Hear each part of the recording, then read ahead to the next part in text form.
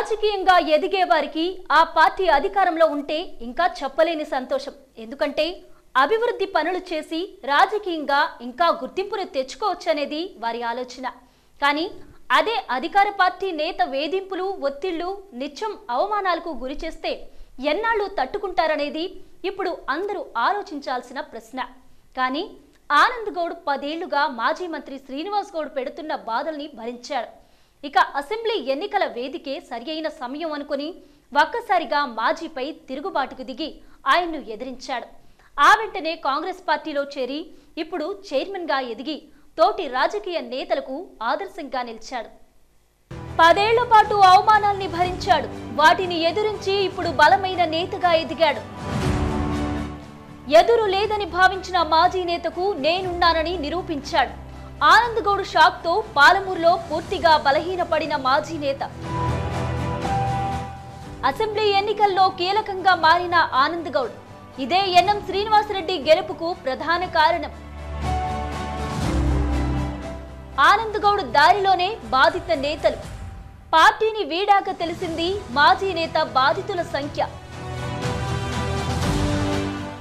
మాజీ మంత్రి ఆగడాలకు అడ్డుకట్ట వేయడంలో విజయం సాధించిన ఆనంద్ గౌడ్ ప్రతి కదలికపై జోరుగా ప్రచారం చేసి పైచేయిగా నిలిచిన ఆనంద్ గౌడ్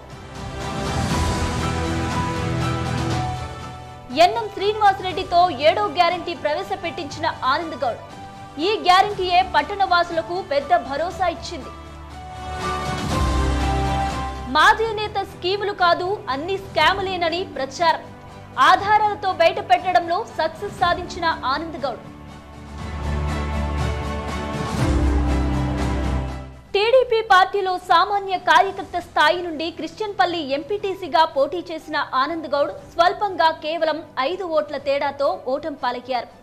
ఇక ఆ తర్వాత 2011లో క్రిస్టియన్పల్లి మున్సిపాలిటీలో విలీనం కావడంతో అప్పటి నుండి కౌన్సిలర్గా పోటీ చేసేందుకు ఆసక్తిగా ఉన్నారు.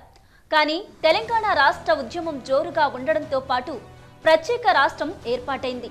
దీంతో టీడీపీ పార్టీకి ప్రజల్లో ఆదరణ లేదని భావించిన ఆనంద్ గౌడ్ 2014లో బీఆర్ఎస్ పార్టీలో చేరాడు. ఆ వెంటనే నిర్వహించిన అసెంబ్లీ ఎన్నికల్లో పాలమూరు ఎమ్మెల్యే అభ్యర్థిగా ఉద్యోగ సంఘం నేత, జిల్లావాసి అయిన శ్రీనివాస్ గౌడ్ బీఆర్ఎస్ తరపున బరిలోకి వచ్చారు.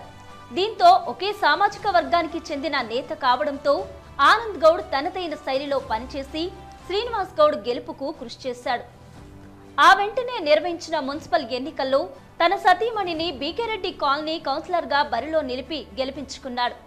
ఇంకేముంది, వార్డును అన్ని రకాలుగా అభివృద్ధి చేసుకోవచ్చని ఆనంద్ గౌడ్ భావించాడు. కానీ అందుకు శ్రీనివాస్ గౌడ్ నుండి ఎలాంటి సహకారం లేకపోగా అతనిపై వేధింపులు షురూ అయ్యాయి. వాటన్నింటినీ మౌనంగా భరించిన ఆనంద్ గౌడ్ మళ్లీ రెండోసారి తానే పోటీ చేసి కౌన్సిలర్గా గెలుపొందాడు. అయితే అప్పటికే రెండోసారి ఎమ్మెల్యేగా గెలుపొందిన శ్రీనివాస్ గౌడ్కు మంత్రి పదవి వరించింది. దీంతో అభివృద్ధిలో ఇంకా మెరుగైన సేవల్ని అందించొచ్చని భావించిన ఆనంద్ గౌడ్కు తీవ్ర నిరాశ ఎదురైంది. ఎందుకంటే ఈసారి మంత్రి అయిన శ్రీనివాస్ గౌడ్ తన పందాను మార్చుకుని తనదైన శైలిలో అందరిపై విరుచుకుపడడం అలవాటుగా మార్చుకున్నారు. అందులో ఆనంద్ గౌడ్ సైతం బలయ్యాడని స్వయంగా ఆనంద్ గౌడే చెబుతున్నమాట. ఇక అక్కడితో ఆగకుండా మంత్రిగా ఉన్న శ్రీనివాస్ గౌడ్ ఆనంద్ గౌడ్ పై నిత్యం వేధింపులు, ఇబ్బందులు, అవమానాలకు గురి చేయడం వంటివి చేస్తూ వచ్చాడు. ఇక మంత్రి పవర్ ఎంతవరకు వెళ్ళిందంటే జిల్లానే కాదు ఏకంగా రాష్ట్ర స్థాయిలో బలమైన నేతగా ఎదిగాడు. పాలమూరులో కానీ రాష్ట్ర స్థాయిలో కానీ తాను చిటికేస్తే పని జరగాలన్న స్థాయికి ఎదిగాడు. ఆయన దూకుడులో ఎవరూ ఎదురు పడడం కానీ పోటీగా నిలబడడం కానీ చేసేందుకు సాహసం చేసేవారు కాదు. ఇక మంత్రిని తట్టుకోలేక చాలా మంది అయితే పట్టణాన్ని వదిలి వేరే ప్రాంతాల్లో మకాం వేసుకున్న సంఘటనలు చాలా ఉన్నాయి.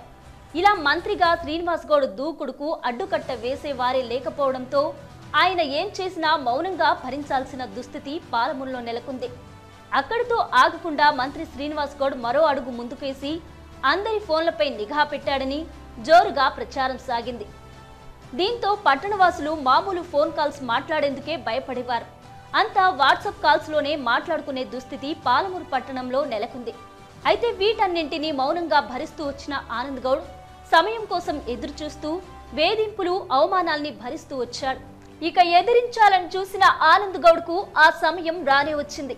అదే 2023 అసెంబ్లీ ఎన్నికల వేదిక. ఈ ఎన్నికల్లో తాను పట్టణాన్ని బాగా అభివృద్ధి చేశా, నా భయానికి వేరే పార్టీలోకి వెళ్లేవారే లేరు. ఇక కాంగ్రెస్ పార్టీ కాదు ఏ పార్టీ గెలవదనే ధీమాకు వచ్చాడు శ్రీనివాస్ గౌడ్. కానీ ఆయనకు తెలియకుండానే చాప కింద నీరులా రగులుకున్న విషయాన్ని సరిచూసుకోలేకపోయాడు. ఇక వీటిని భరించేది లేదనుకున్న ఆనంద్ గౌడ్ కాంగ్రెస్ పార్టీ అధినేత రాహుల్ గాంధీ కొల్లాపూర్ పర్యటనలో భాగంగా అక్కడికి వెళ్లి కాంగ్రెస్ పార్టీలో చేరారు.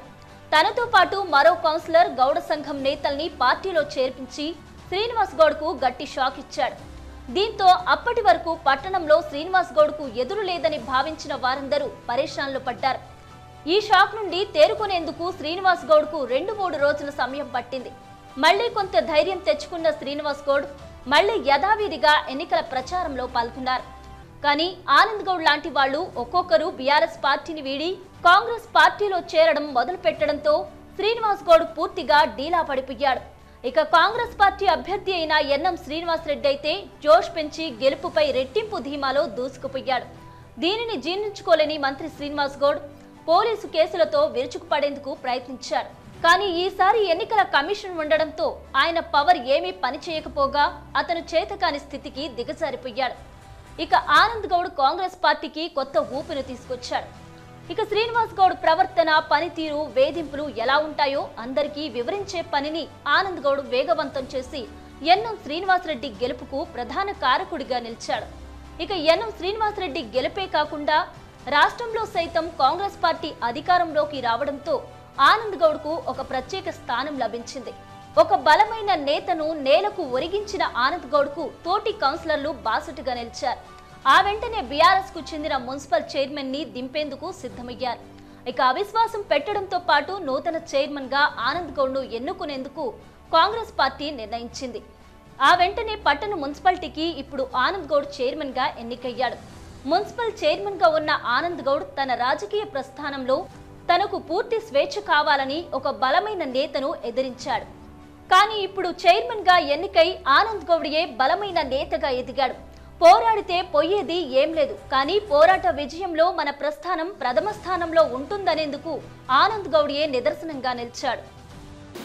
6 గ్యారెంటీలు అంటూ వాళ్ళు చెప్తే 7వ గ్యారెంటీకి ఇచ్చిన మన అన్న ఎన్ఎం శ్రీనివాస్ రెడ్డి గారు ఈరోజు మహబూబ్నగర్ ప్రజలు ప్రశాంతంగా ఉండాలి, మహబూబ్నగర్ ప్రశాంతంగా ఉండాలని ఒక గ్యారెంటీ ఇచ్చి అలాగే ఇచ్చిన మాటను నిలబెట్టుకుంటాననే దానికి నిదర్శనంగా ఈరోజు చైర్మన్ ఎన్నిక కల్లారా చూశారు. ఈరోజు వైస్ చైర్మన్ కూడా ఎలాంటి అంటే ఎవరిని కూడా విభేదాలు లేకుండా అందరితో కూర్చోబెట్టి మళ్ళీ అది కూడా ఒక కాంప్రమైజింగ్గా మాట్లాడడం అంటే ఎట్లా ఉంటుంది అనేది చూసాం ఈరోజు మనం అందరం.